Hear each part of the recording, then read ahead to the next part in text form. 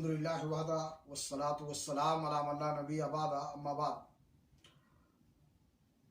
ناظرین کرام، دروس سیرت میں آج کے درس کا عنوان ہے چھپ کر اسلام لانے والے صحابہ کرام۔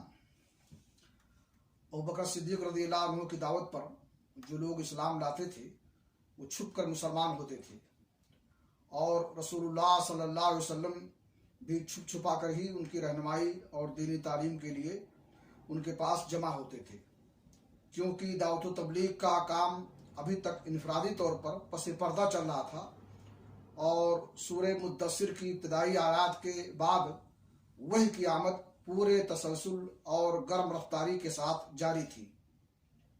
اس دور میں چھوٹی چھوٹی آیتیں نازل ہو رہی تھیں۔ ان آیتوں کا خاتمہ یکساں قسم کے بڑے پرکشش الفاظ پر ہوتا تھا، اور ان میں بڑی پرسکون چیزیں ہوتی تھیں اور سکون بخش چیزیں ہوتی تھیں اور جاذب قلب نغمگی ہوتی تھی۔